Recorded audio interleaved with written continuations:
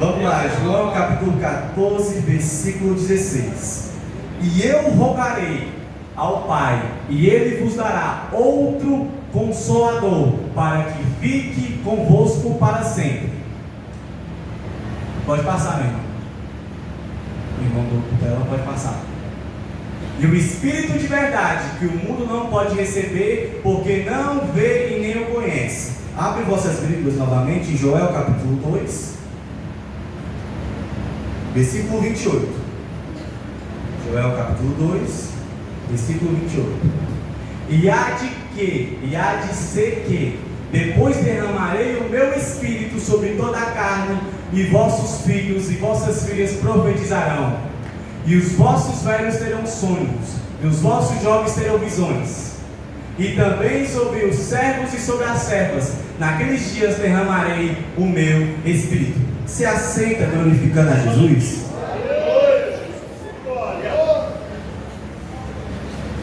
Em João capítulo 13, ou em João capítulo 14, versículo 16, eu vou dar uma palavra mais de ensino. Em Joel capítulo 2, versículo 28, eu vou meio que impactar vocês com Joel capítulo 2, versículo 28. Em João capítulo 14, versículo 16, vai falar que Deus enviaria um Consolador em despedida dele pelos discípulos. Deus, ele vai pegar Jesus, vai crucificar Jesus, mas quando Jesus vai conversar com os discípulos, ele vai falar: eu vou enviar para preparar vocês, para consolar vocês, não só uma pessoa, mas um Consolador para habitar com os discípulos, uma vez que ele mesmo parta para o Pai.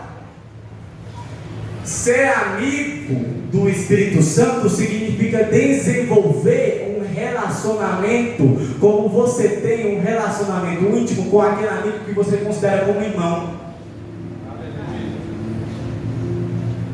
E ele, assim como nós fazemos com um amigo próximo, o Espírito Santo não é apenas uma força, não é só uma força divina, mas ele é meu irmão, primeiro que é didático, eu vou pedir para você responder algumas coisas, e segundo que você não dorme. O Espírito Santo, ele é O Espírito Santo, ele é uma pessoa, mas muitos de nós hoje em dia, a gente só está observando ele só para falar em línguas.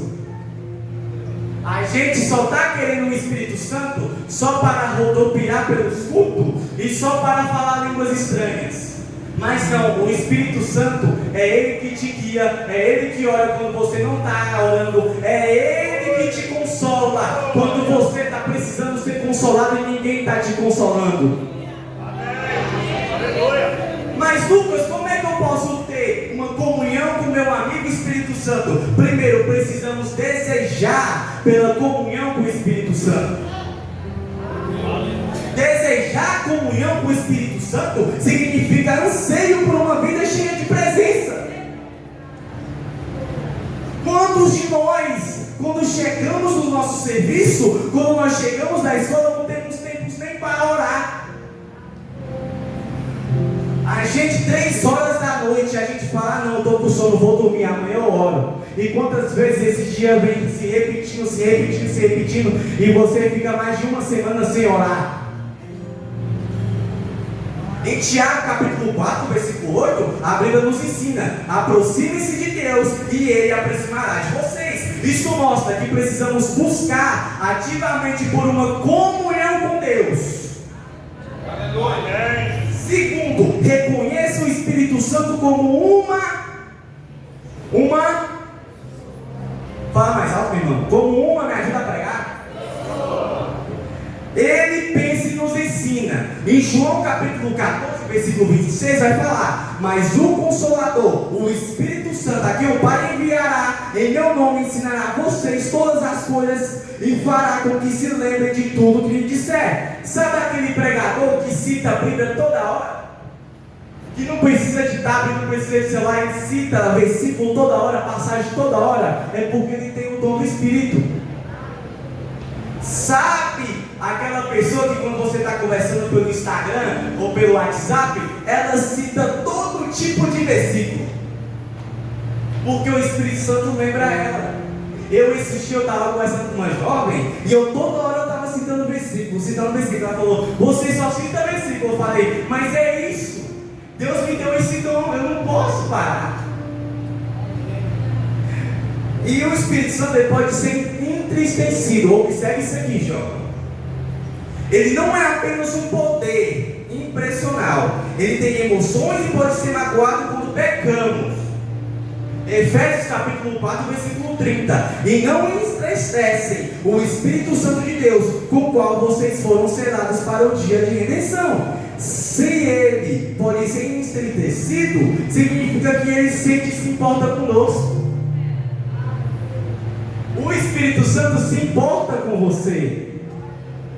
Todas as vezes que quando você está sozinho, somente ele se preocupa com você e te dá aquele abraço. Sabe aquela oração de 4 horas da manhã que você estava pedindo uma resposta? O Espírito Santo falou, não se preocupe, se você não tem consolo, eu te consolo. Está caído? Não tem problema. Se você estiver caído e ninguém está te levantando, não precisa se preocupar. Se precisar que eu desça do céu para te levantar, eu vou te levantar. O Espírito Santo decide nos guiar. Ele distribui dons espirituais conforme sua vontade. Em 1 Coríntios capítulo 12, versículo 11 vai falar, mas um só, o mesmo Espírito, realiza todas essas coisas, distribuindo-as como lâmpadas, cada um individualmente. Isso mostra que ele tem decisões próprias e não age automaticamente. Lembra de Jonas? Jonas, qual foi o pedido de Deus para Jonas? Vai para Nínive e prega, porque aquele povo estava com uma maldade tão grande que Deus teve que pedir Jonas para ir pregar sobre arrependimento. Mas os teólogos vão dizer que Jonas só recusou por quê? Porque aquela cidade maltratava a família de Jonas. Aquela cidade fazia mal à família de Jonas. E Jonas, quando ele pega um barco e foge, começa uma grande tempestade. Porque a decisão dele levou para uma grande tempestade. Se você não obedece o Espírito Santo vai te deixar você quebrar a cara. Se quando o Espírito Santo te dá um propósito e você quer outro, significa que ele vai deixar você ir pelas suas escolhas para você quebrar a cara. Jonas quebrou a cara, quebrou, mas foi no ventre do peixe que Jonas viu que o erro dele era errado, que somente a escolha de Deus e a escolha do Espírito Santo era verdadeiramente para ele. Você deve que falar, não, eu tenho um chamado para pregar, mas eu não quero pregar. Ah, não, eu tenho um chamado para levita, eu não quero cantar. Quantas das vezes o Espírito Santo nos dá um chamado, um propósito de vida, e a gente recusa? Deus está falando, você não tem escolha. Quem é chamado não tem escolha. Porque Jonas era chamado e ele não teve escolha. Você acha mesmo que você vai ter escolha? O Espírito Santo fala conosco. Ele pode se comunicar conosco e nos guiar. Em Atos capítulo 13, versículo 2, enquanto adoravam o Senhor e jejuavam, o Espírito Santo disse: separem-me de Bernabé e Saulo para a obra, o que eu tenho chamado para ele. Ele fala como uma pessoa, não apenas para influenciar. Quando o Espírito Santo fala para Bernabé, para Saulo se separar, para ele chegar na obra, o que significa? O Espírito Santo está te falando, você pode estar aqui sentado, mas eu tenho uma grande obra para você fazer. Você pode estar aqui sentado, mas Deus está falando, eu não te comprei para você ficar esquentando o banco, não. Eu não te chamei, eu não te comprei para você ficar aqui só em uma igreja sentada assistindo o culto, não. Eu tenho coisas maiores na sua vida. Você acha mesmo que esses dons que eu te confiei, eu não vou usar? Vou usar sim,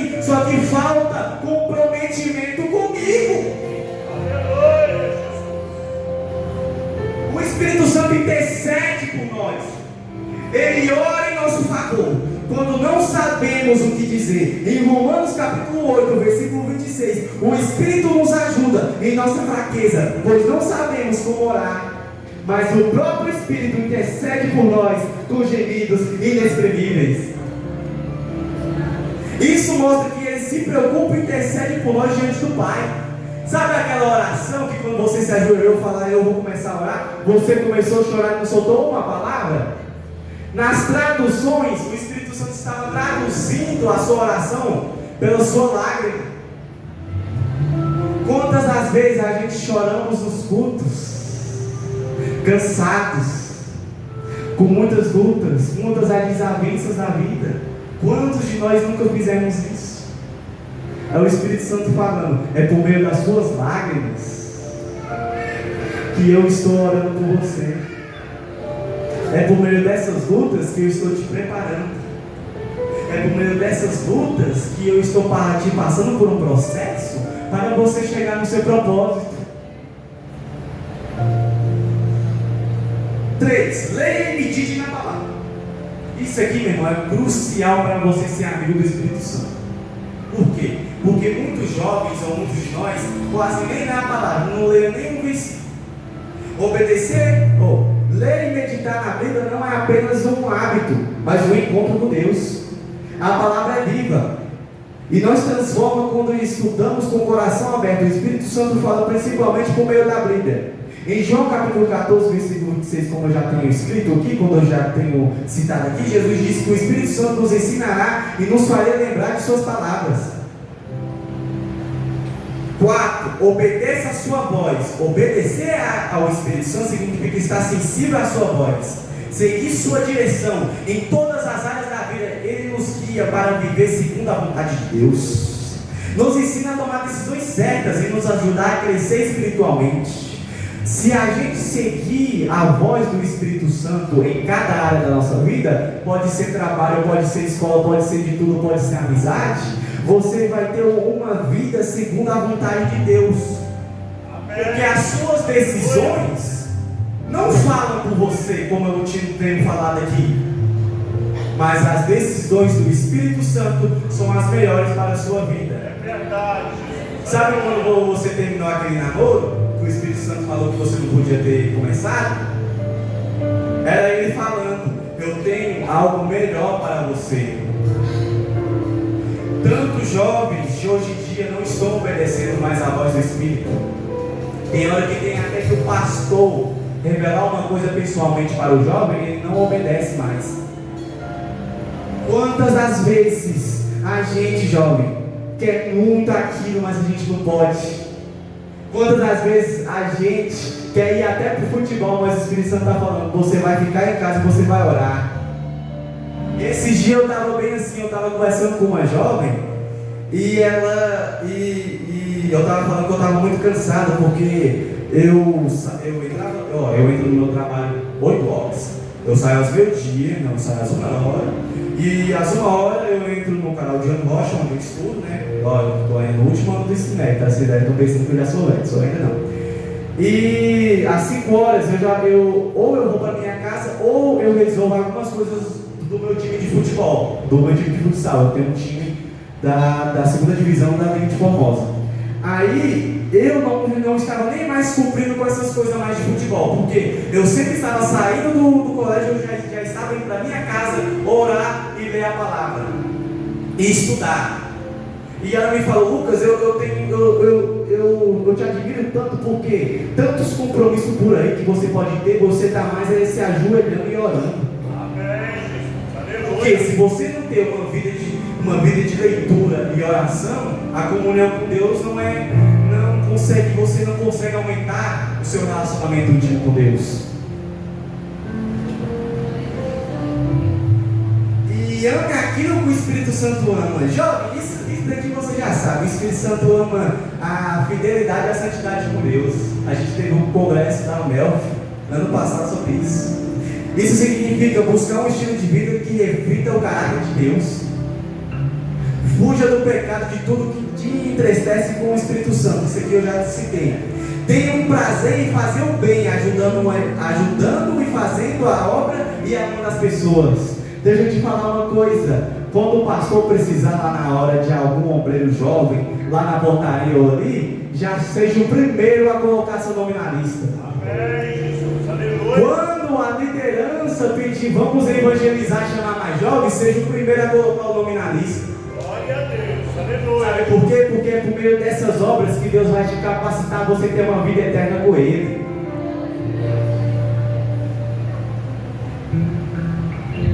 A gente tem que depender do Espírito Santo para tudo, como eu tenho pregado aqui. Se a gente não ouvir, se a gente não orar, se a gente não ler a palavra, se a gente não busca ser guiado por Ele, se a gente nem conversar com Ele, nossa vida seria uma completamente bagunçada. Sem o Espírito Santo de Deus, as igrejas nem estariam numa bagunça hoje em dia. E depender do Espírito Santo significa confiar nele totalmente na direção. Força e presença dele em todas as áreas da vida, isso nos torna sensíveis em sua voz, nos dá poder para vencer desafios e nos aproxima mais de Deus. Agora, quando eu te expliquei aqui como é que você vai ser amigo do Espírito Santo, agora eu vou passar para Joel, capítulo 2, versículo 28. Nessa passagem, Deus promete que depois da restauração do povo de Israel, Ele derramaria o seu Espírito em todas as pessoas. Isso significa que o Espírito Santo não será dado apenas para líderes, não será apenas dado para pessoas comuns, não só será apenas dado para pessoas em cima dos altares. O Espírito Santo, ele será dado para quem crê em Deus e quem se santifica, e quem ora e quem lê Bíblia.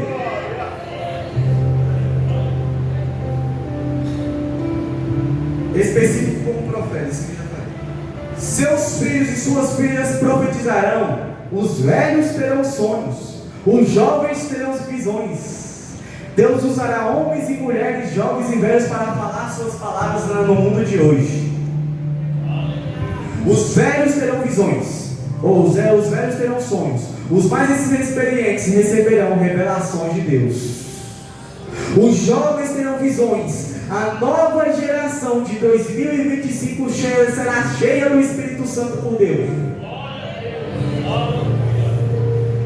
Os jovens mencionados em Joel capítulo 2, versículo 28, eram escolhidos por Deus para receberem o derramamento do Espírito Santo.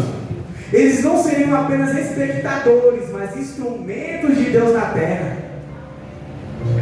Deus está perguntando: cadê os dons espirituais que eu te confiei? Cadê o chamado que eu prometi já faz tempo para você? Se você estiver pensando que eu não vou usar, um tempo eu vou usar, mas depende de você para eu começar a fazer a obra. Sem você a minha obra não continua. Eu citei Jonas, não citei? Deus poderia ter escolhido outro profeta, mas somente Jonas, ele tinha a capacidade de fazer o povo de Nínive se arrepender. Somente por você que Deus escolheu desde o ventre da tua mãe. Jeremias capítulo 1, versículo 5. Sua mãe nem imaginava que você iria engravidar. Sua mãe nem imaginava o que você viria para a igreja. Deus te olhou lá no ventre dela e falou: vou deixar ele pipocando, vou derramar minha presença sobre ele, vou lhe confiar um chamado que ele nem se imagina que eu vou usar ele. O Espírito Santo está trazendo uma nova geração apaixonada por Jesus. Aqui eu já vi que os jovens daqui do Califórnia são diferentes. Eu até citei aqui pro varão aqui, ó. Os jovens daqui são muito cheios. Eu nunca vi uma geração tão animada e louvada como esses jovens. Eu falo. E é por meio de vocês que vocês vão fazer parte do último avivamento de Deus. Eu já vou chegar lá sobre o avivamento. E eles não dependerão de experiência humana, mas de revelação divina. Mas receberão poder quando o Espírito Santo descer sobre vocês e serão minhas testemunhas. Atos capítulo 1, versículo 8. O derramamento do Espírito não seria para um grupo relecto, não seria para um grupo muito específico. Todos os que crerem, os jovens mencionados por Joel, não seriam passivos, mas sim ativos no reino de Deus. Características desses jovens: vocês é corajosos em anunciar a palavra, vocês não se envergonham do Evangelho, vocês buscam a presença de Deus, vivem uma vida santa e cheia do Espírito Santo. Mas quando aquela pessoa for te desprezar por você ser diferente dela, lembra de Timóteo, capítulo 4, versículo 2. Ninguém o despreze pelo fato de você ser jovem, mas seja um exemplo para os fiéis na palavra, no procedimento, no amor, na fé e na pureza. Eu quero dizer para você, jovem, a gente vai fazer parte do último avivamento. A gente é a última geração do arrebatamento. Sabe o que é que eu gosto de imaginar? Eu gosto de imaginar o encontro. Ouvindo o noivo dizer: vinde benditos de meu Pai, o reino que vos está preparado desde a fundação do mundo. Ele olhando para você dizendo: entre para a festa, tem um lugar na mesa reservado para você. Daqui a pouco ele vem, jovem, e eu não sei se é com lenço ou é com dedo, e está escrito: e ele enxugará dos teus olhos toda lágrima. Eu não quero saber o que vai acontecer depois que a gente subir. O anticristo faz da terra o que quiser aí. Eu não estou nem aí para ele, porque nós não vai estar aqui. A gente vai voltar para casa. Imagina a loucura das emissoras de televisão transmitindo ao vivo, os repórteres dizendo: há um povo que desapareceu da terra. Até a 92 FM vai ter que noticiar: a Madureira de Formosa, a Mocidade, o Melfi sumiu.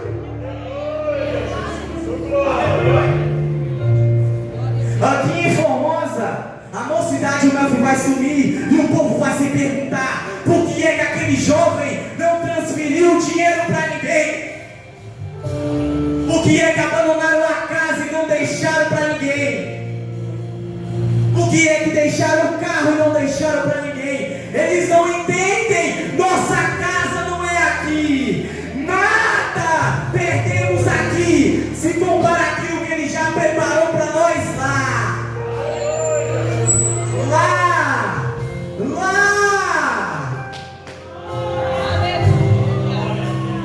Estou sentindo Jesus aqui. A mesma presença que estava no meu quarto, que eu estava ensaiando essa pregação, está aqui.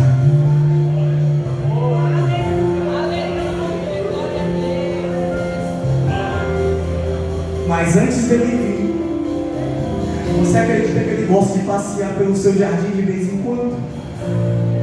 Descer aqui e tomar sombra pela mão, você acredita? Eu creio que ele está descendo nesse jardim agora. Aleluia! E tomando sua mão pela mão.